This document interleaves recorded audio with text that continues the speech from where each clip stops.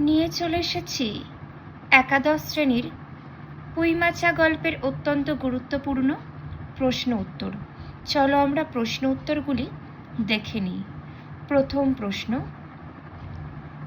পিতাপুত্রীতে সন্তপর্ণে সম্মুখের দরজা দিয়া বাহির হইয়া গেল। তাদের যাওয়ার ভাব দেখে মনে হচ্ছিল কারোর ঘরে শীত দেবার উদ্দেশ্য ছিল।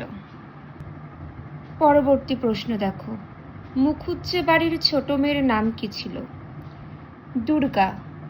নেক্সট, মুখুজ্জে বাড়ি থেকে অন্নপূর্ণা ডাক পড়েছিল নবান্ন মাখা এবং ইতুর ঘটগুলো বার করার জন্য। নেক্সট, মুখুজ্জে বাড়ি যাওয়ার পথের বাঁধারে যে বন ছিল সেখানে ছিল, দেখো কি কি ছিল, শ্যাওড়া, বনভাট, রাংচিতা, বনচালতা গাছ।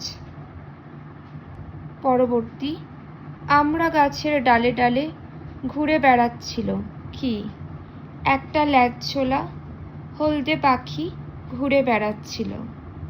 পরবর্তী, অন্নপূর্ণা কিন্তু আর একটা জিনিস লক্ষ্য করিলেন। অন্নপূর্ণা আর যা লক্ষ্য করেছিলেন দেখে নাও।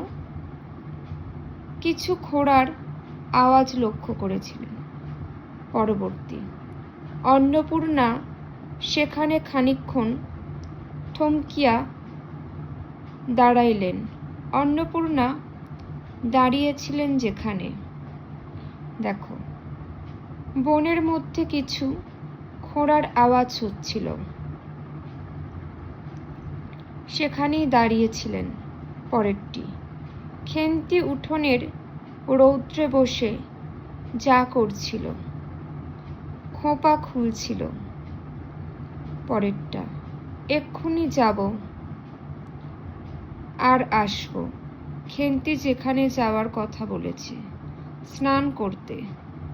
নেক্সট, সহায় হরি ঘাড়ে করে এনেছিলেন কি? মেটে আলু।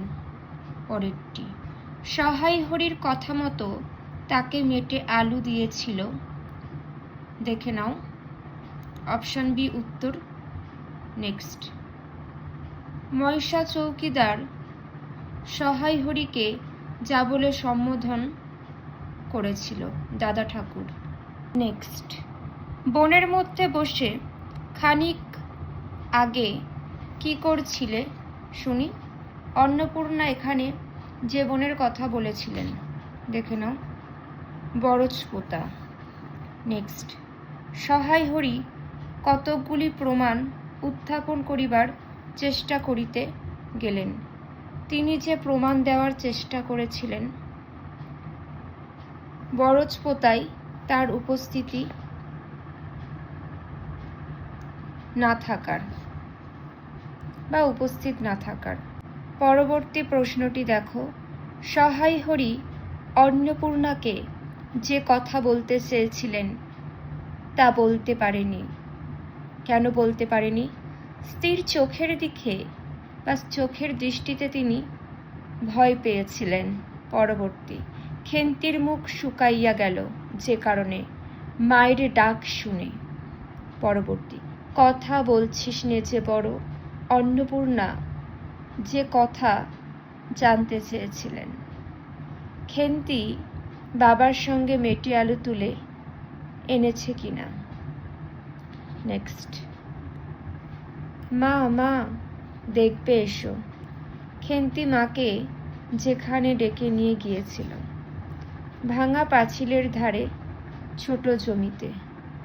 পরেরটি দেখো, ভাঙা পাঁচিলের ধারে ছোট জমিতে খেন্তি আর তার ছোট বোন যা করছিল, তরকারির ক্ষেত তৈরির প্রস্তুতি নিচ্ছিল। পরবর্তী, খেন্তির তরকারির ক্ষেতে একমাত্র সজীব গাছ ছিল কি? একটি পুঁইশাকের চারা। পরবর্তী, এখন যে জল না পেয়ে মরে যাবে যা মরে যাওয়ার কথা বলা হয়েছে। পুঁইশাকের চারা।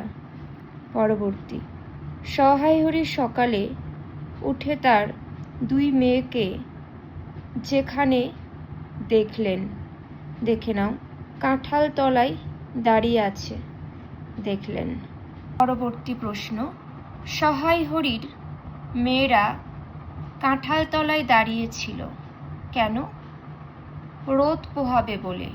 নেক্সট, শীতের সকালে খেন্তিকে দেখা যায় মুখুজ্জেদের বাড়ি থেকে গোবর কুড়িয়ে আনছে। পরের প্রশ্ন, সহায় হরি খেন্তির জন্য জামা কিনেছিলেন হরিপুরের রাসের মেলা থেকে। নেক্সট, খেন্তির জন্য সহায় হরির কিনে দেওয়া জামার দাম ছিল 2.5 টাকা। পরের প্রশ্ন, খেন্তির জামাটি থাকত তার টিনের তোরঙ্গে। নেক্সট, পৌষ সংক্রান্তির দিন অন্নপূর্ণা যা কাজ করছিলেন, পিঠে তৈরির কাজ করছিলেন।